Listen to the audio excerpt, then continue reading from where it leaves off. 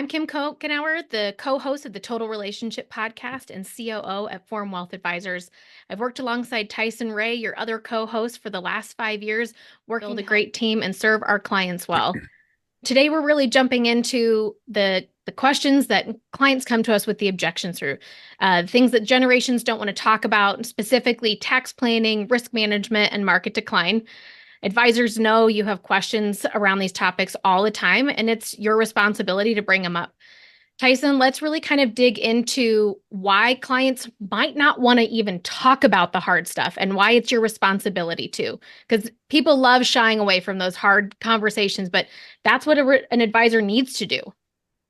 Well, it's like, wait a minute. So like this advisor's listening to this and being like, I got another responsibility. I got to do something else. Yes, you do. It's your privilege. It's your opportunity. There you go. Now Yes. we're talking. Yes. Yes. These are things you want to do. It'll actually make your life better and the client's lives better, especially if you can flush this out on the front end. Mm-hmm. Oh, yeah. All right. So what are we talking about? What do you want? So, people don't want to think about the end of their life. They don't want to think about running out of money. They don't want to think about what it's going to look like when taxes go up because they've seen the generations before them and themselves deal with it. And so why is it the advisor's responsibility to bring this up and work through those hard things with their clients? Before we dig into any of it, why is it their responsibility? Because if you can know how the clients emotionally are wired, and all decisions are emotionally based, no matter what the facts you throw at them are, you can better advise the client and protect them from themselves and protect them from the information that's out there that could cause them to get spooked or make emotional decisions that work against them. Mm-hmm. Yes. Yeah. So again, we're talking about our little deck of cards, right? And so we're going to talk about some of the risks, the cards that we use to try and flush out some of the risks or concerns that clients have. And you told me we only get to talk about 3 today because I'd like to do like the 8-hour podcast, but apparently it's not how the world works. So we're talking about which one first? Yes, we're actually going to talk about taxes and inflation first, but you can go to totalrelationship.com/discovery deck and actually download these questions to follow along if you are a visual person or you want to follow up after the podcast to listen to that yourself. So I think you need to just kind of jump in, Tyson. Not everyone really enjoys talking about taxes and inflation, especially over these last few years. We've seen it really escalate exponentially and really keep clients in a place of fear about retiring. And so how do you jump into this with a client and start addressing that? Yeah. So again, this is where, one, you don't address things that you don't have to address. We learned and we created this deck of cards to be able to help flush out what do we need to be talking about? What does the client want us to talk about? And again, so they lay these cards out and they prioritize them. And if they put this card out, which is the label, which is taxes and inflation, we first ask, what does that mean to them? And they will then share their feelings around taxes and how that can, how they think about it, what it feels like to send checks. What is it? How do we plan that? Again, any advisor that's doing and paying attention to the tax consequences they create for a client should have a predetermined understanding that as you're making changes in the portfolio, is the client going to be responsible for paying those taxes? Or can you plan ahead and as the portfolio creates a tax consequence, setting aside the money so the portfolio can pay the taxes? And so part of the understanding taxes often comes down to how are we going to pay for them? Who's paying for them? Instead of surprising the client, a lot of times, again, you can have by understanding what their resources are, what their cash flows are, how they've been used to paying taxes, to discern as we grow the portfolio, as the portfolio has tax consequences, we can then understand, are we going to be responsible as the advisor to setting aside that tax bill or funding those taxes or payments when they're needed? Or does the client have other resources that's going to come from, or deductions or carry forwards on their tax return? And so that all kind of gets flushed out. And at the same time,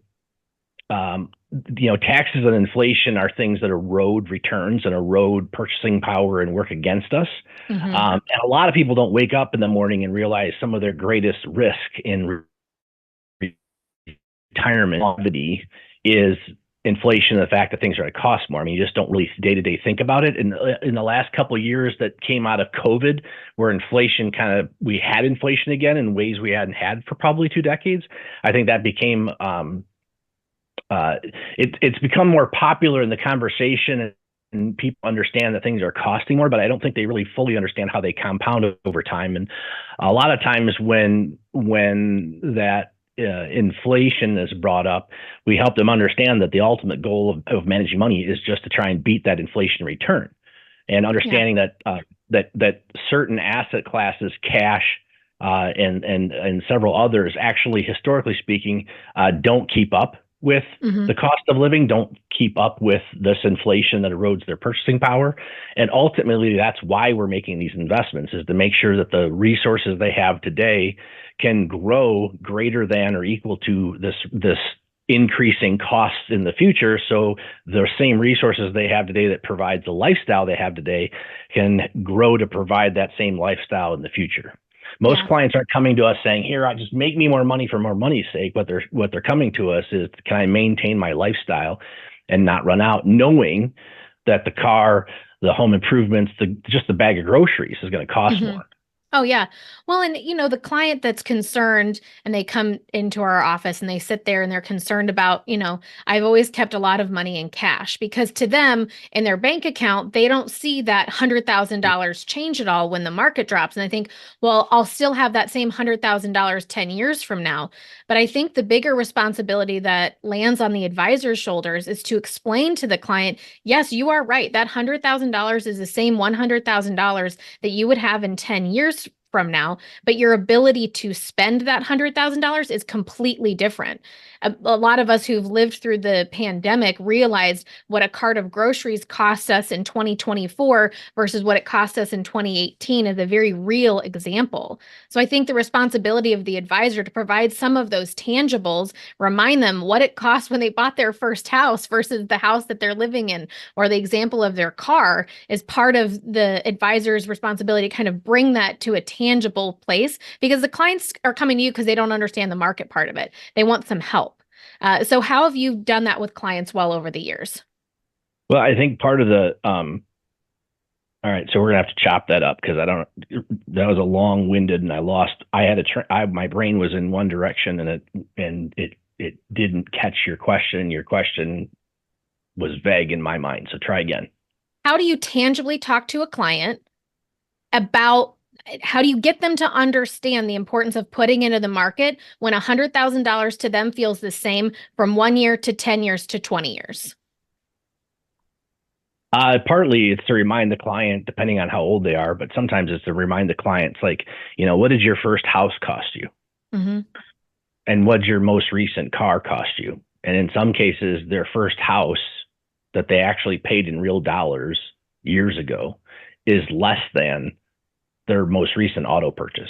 And so that's how we start describing inflation, or that things cost more.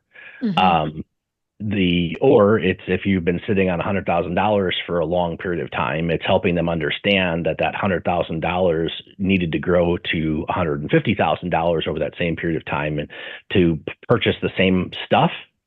And again, the card with taxes and inflation is just at a high level to try and understand their appetite for paying taxes, how they feel about taxes. Do they understand it's part of the game? Yeah. I think sometimes for advisors, one of the ways to test run it, I just did this the other day with a client as they were paying their rather large tax bill from last year with some changes that happened in their portfolio.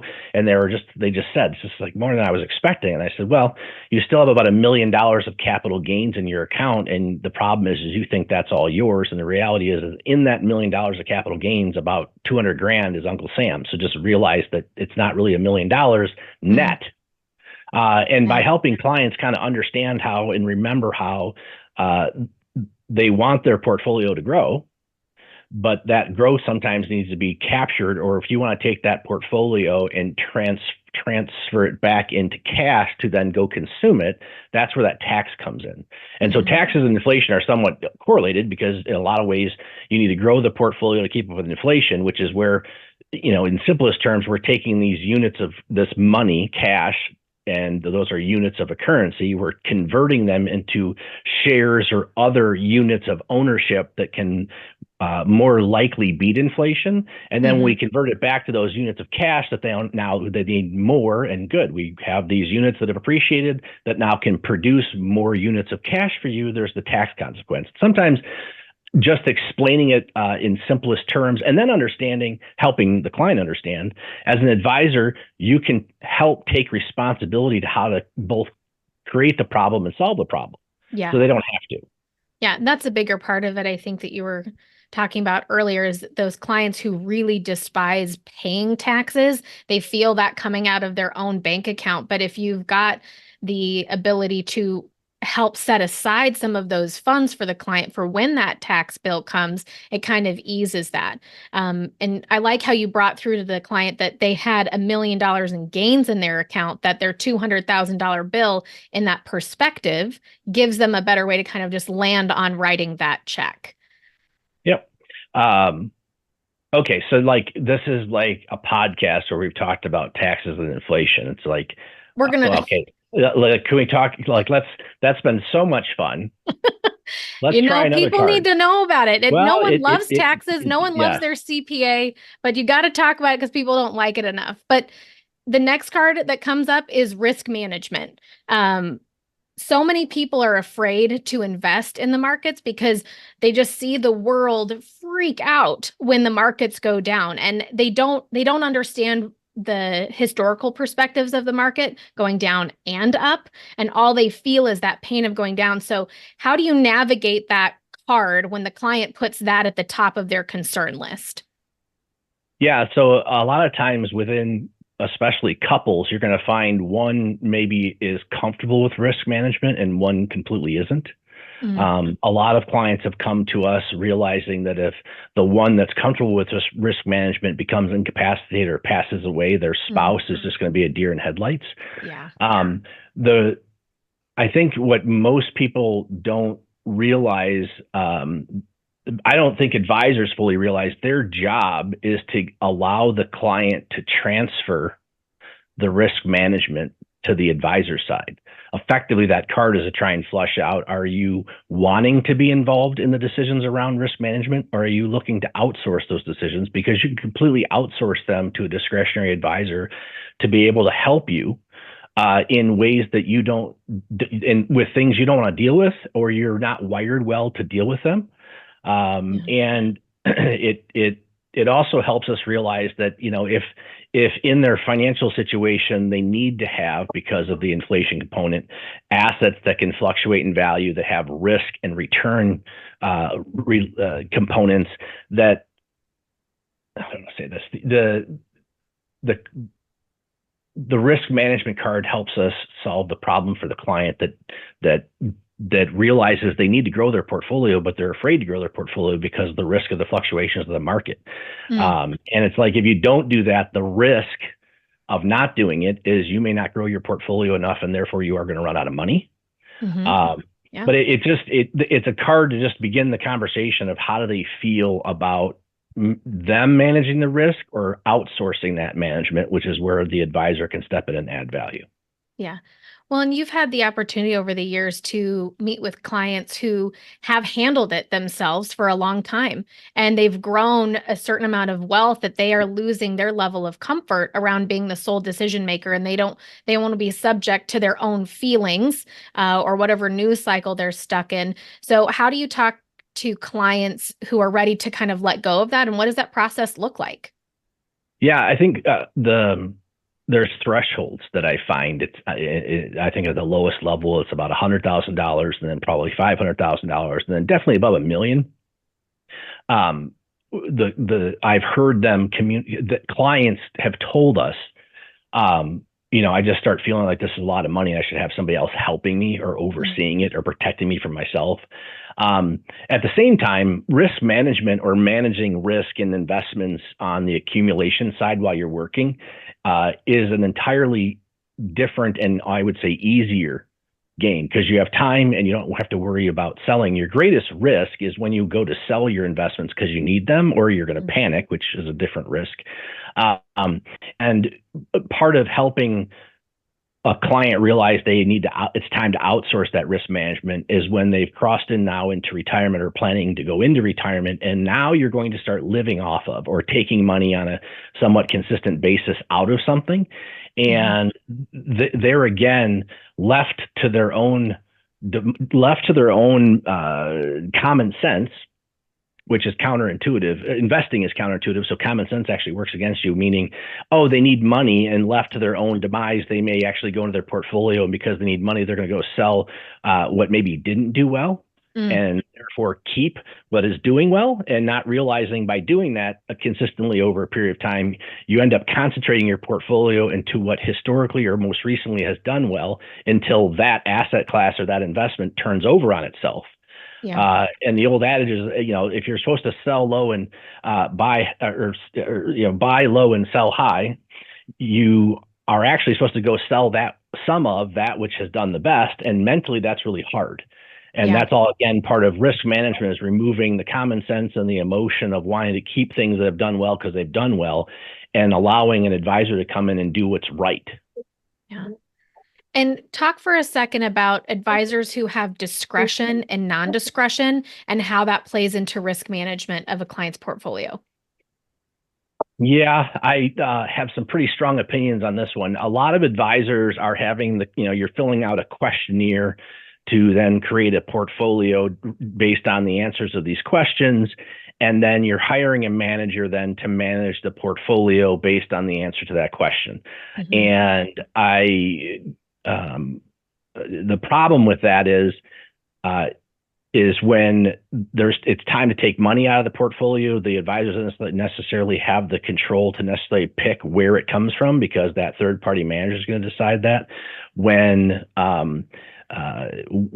the capital market assumptions or the areas of the market get out of whack, which is in the last couple decades, it's either the equities got overvalued or a section of the equities got overvalued, or the fixed income, depending on where interest rates are at, risk reward has changed.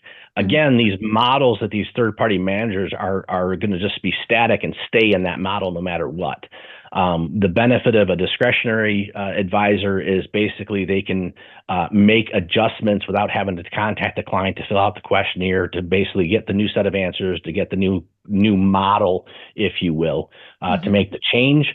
Additionally, what I have found is discretionary advisors can also, with the right planning, be able to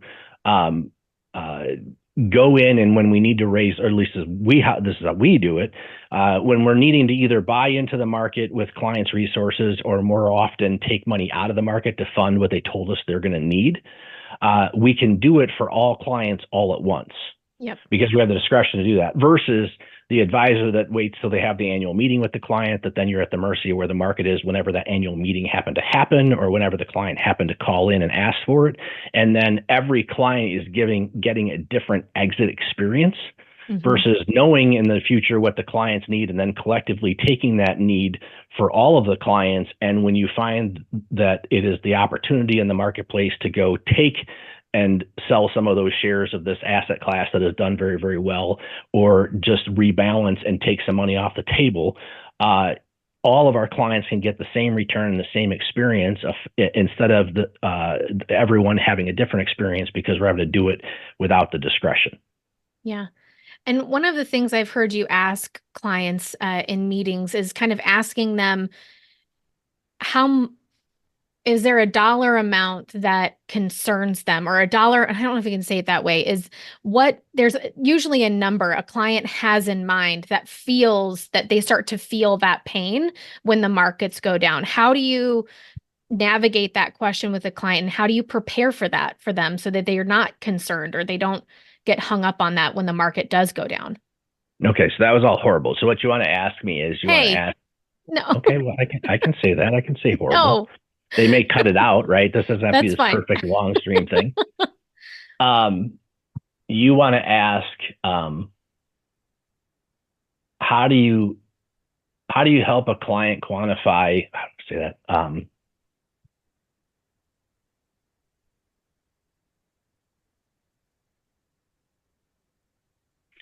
Re-ask your question again.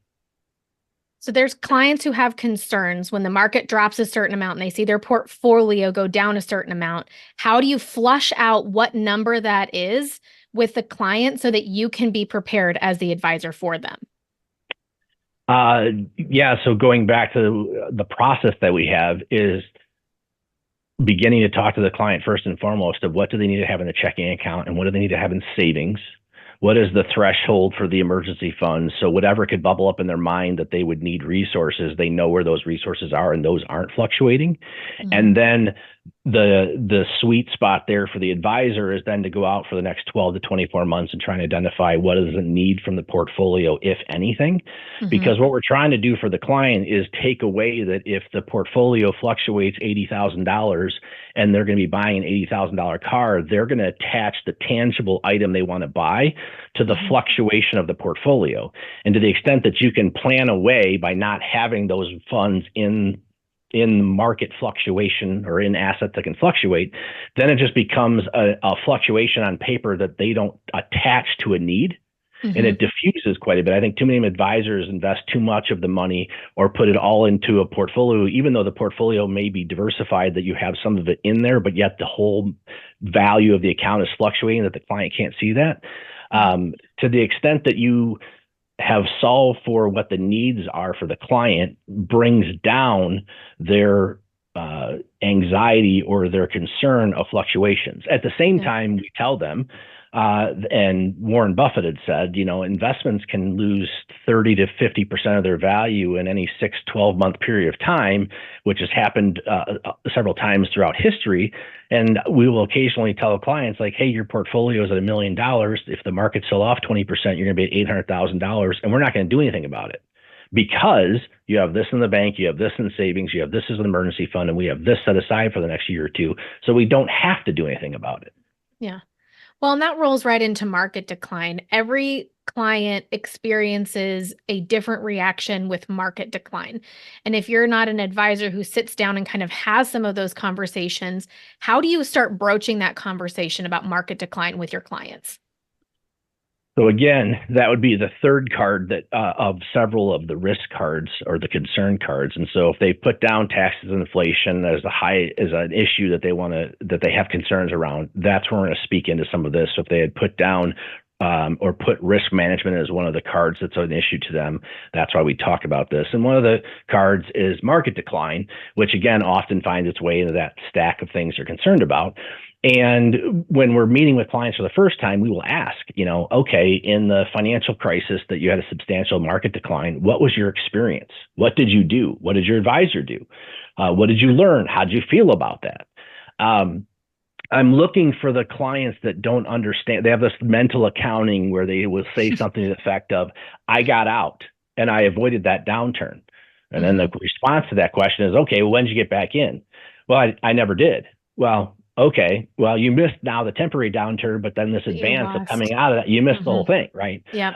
Or that they got out and then, did they get back in at the bottom or get back in and somehow make that spread and think that's something that can be done on a consistent basis, because it usually can't be. Or looking for the clients like, no, I didn't do anything. Or looking for the client that's come to us that their advisor panicked out. Yeah. And now they're wanting somebody that doesn't do that to them. And in addition, it's just trying to talk about to clients that the average annual fluctuation in a calendar year for what history has to show of just the general market is almost 15% a year. It's just, that's a normal fluctuation. And then once every 5 years, it could be 20 to 30%. Once every decade or two, you might have a 50% correction. And you just got to ride that out, because if we're having that type of downcline, people are panicking. Technology has allowed everybody to click their mouse in their retirement accounts, which is often their largest holdings, and in mass sell or liquidate their whole holdings, which is what creates a downturn, right? If more people are selling than buying, the markets are going to go down. Once the people sell, they're out, which means they can't panic out again. Once you've liquidated your portfolio, you're out. And there's only so many people that will do that before other people will realize the opportunity, because the valuations have come down, to step in and buy. And just talking through the reality of how it works, I think helps people realize why they don't need to react. And again, all this is based on the planning of not having everything in the market, not having everything in the portfolio that can fluctuate, having the cash accounts set aside, sanctified, set apart, that they can see, here's your cushions. Oh, those don't fluctuate. Mm-hmm. And then that allows this to fluctuate. And historically speaking, it fluctuates up a lot more than it fluctuates down.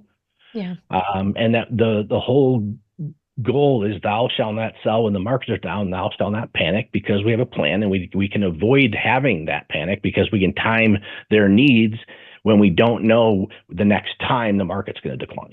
Yeah.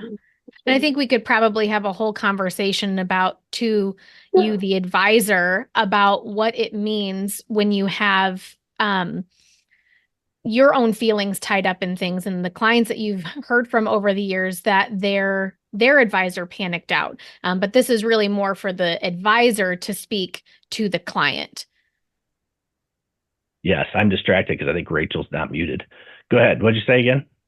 I think that it would be a great conversation to get into, to kind of help teach the advisors how to not panic, or talk through some of that, because I've heard you say over the years many times you've had a client who left or came back, or someone new who said, my advisor panicked and got me out of the markets, and they've not been back in. And so I feel like that's a whole different teaching tool that you can really help speak some light into. But do you have anything you could just quickly leave listeners with today as the advisor, not to panic?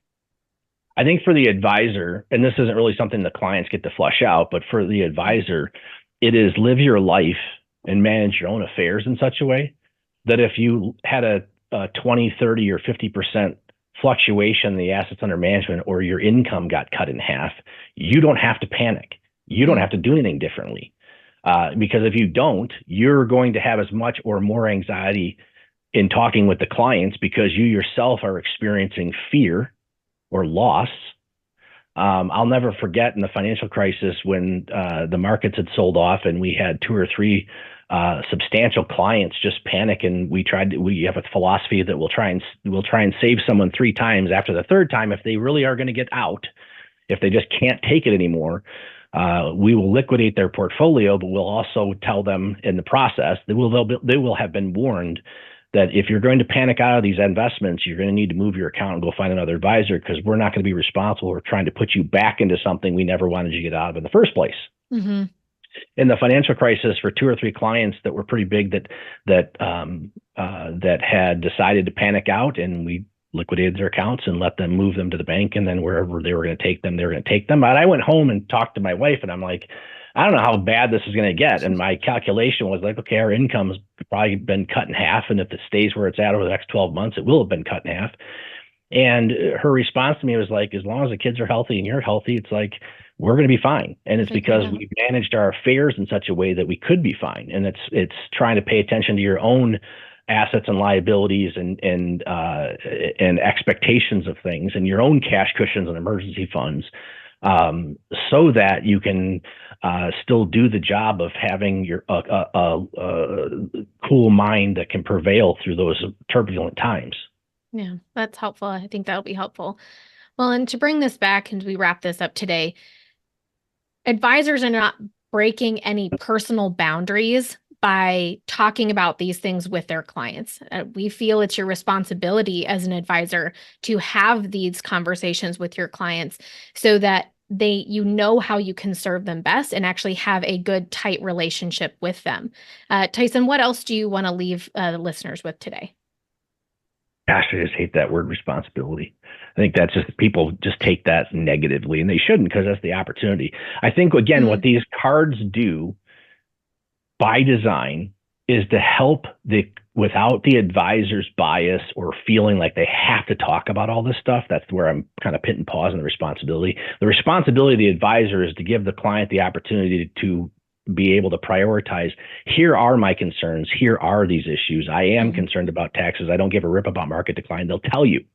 And then based on what they told you they are concerned about, that is then the responsibility, the opportunity for the advisor then to speak into the issues that are concerning the client to help them understand why, if the advisor can do their job and take over responsibility of managing their affairs, these concerns can be addressed, monitored, and alleviated in some regards so the client can just enjoy the life that they have. Yeah. And truly, I think a good word for that is it's your privilege to serve your clients well and build that relationship. So head on over to totalrelationship.com/discovery deck if you want to download those questions and review those yourself, and follow us over on LinkedIn if you want to have some more connection with Tyson and I. And you can also subscribe to the Total Relationship podcast so you can be notified when our next episode comes out. /discovery deck if you want to download those questions and